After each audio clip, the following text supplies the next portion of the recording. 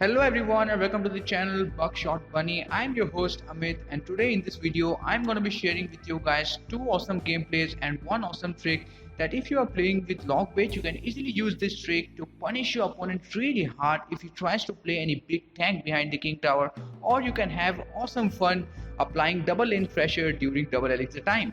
So hope you enjoy the video. Let's get started. Ciao.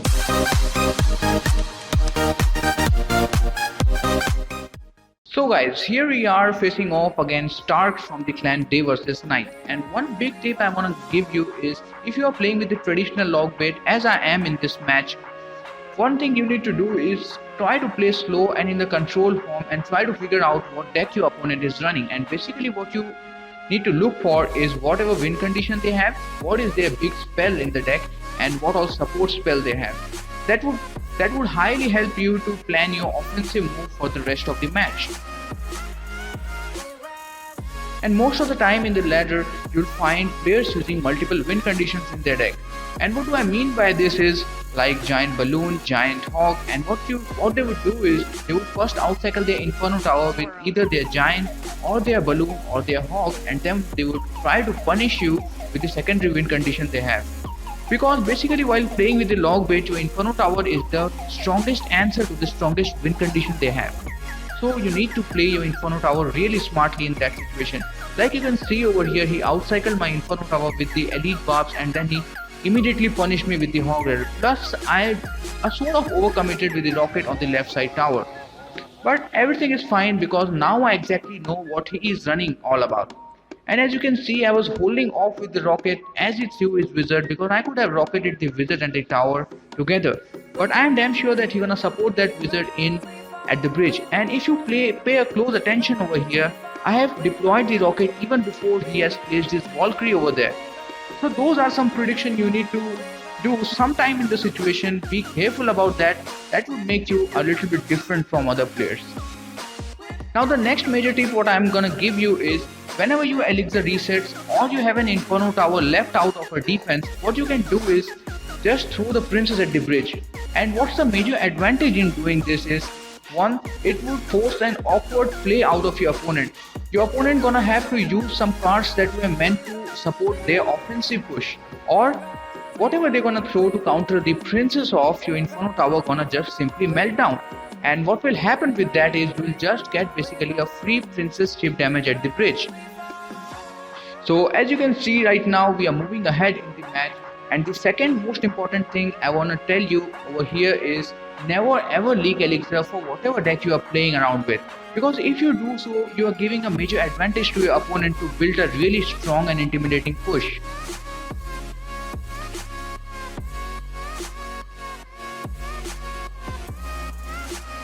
Now as we move ahead in the match, you can see over here I am really intimidated to protect my inferno tower over here, but the musketeer got a couple of shots and I unfortunately lost my inferno tower. And what do I mean by this is he is having hog rider in hand, but no problem, I quickly cycled with my princess and threw the knight and ice spirit combination. And as like the mini P.E.K.K.A, if you timed it correctly, the hog rider would get only one swing regardless of its card levels. So as you are moving more deep inside the match, what I am trying to do is I am trying to stack up as many princes as I can, and with just 40 seconds left in the clock, my basic plan right now is to throw a goblin barrel at the tower, bait out his zap with it, and then try to cycle a new goblin barrel out even before he can get back to his zap. So as you can see, I threw the goblin barrel at the tower and he just used the zap. And now I am just trying so hard to cycle back to yet another goblin barrel, and as I throw my inferno tower down, you can see I'm just one card away from getting the goblin barrel. So I quickly cycled with my log, threw the goblin barrel, and it's basically a good game because I already knew that he don't have zap in rotation. Goblin barrel dealing 700 damage at the end of the match, giving me 1 crown victory, and it was really close to the end. But anyways, I hope that you got an idea how to play with this deck and what all are the key points. So quickly going through my crown chest. Now you all guys remember about the trick I was telling you at the start of the video? So there we go. Just pay a close attention what I do right here. As you can see, I've got a really nice starting hand, and watch as I play my princess behind my king tower.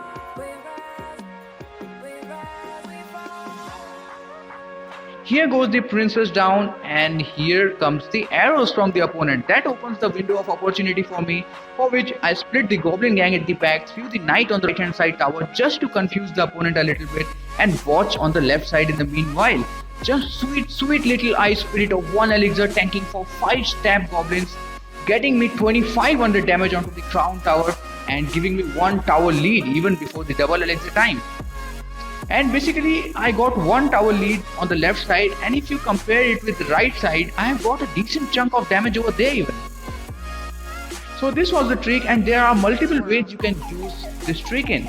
But you need to make sure that you outcycle their support spell before using this trick, like their log, their zap or the snowball. And now for an instance, let's suppose like he has placed the P.E.K.K.A right now. If your opponent plays a golem or a heavy tank behind the king tower, so they are down to elixir, they're down to 8 elixir at that time, and what you can do is just throw the princess on the same lane as the golem or the big tank is approaching, and what it would give you the advantage is it would force the opponent to play those cards on your princess that were meant to support their golem push. And in the meanwhile, what trick I showed you, you can pressure it out in the opposite lane, and it would be really hard for your opponent to deal with that push and protect their tower if they don't have their log, zap or anything like that ready in their hand.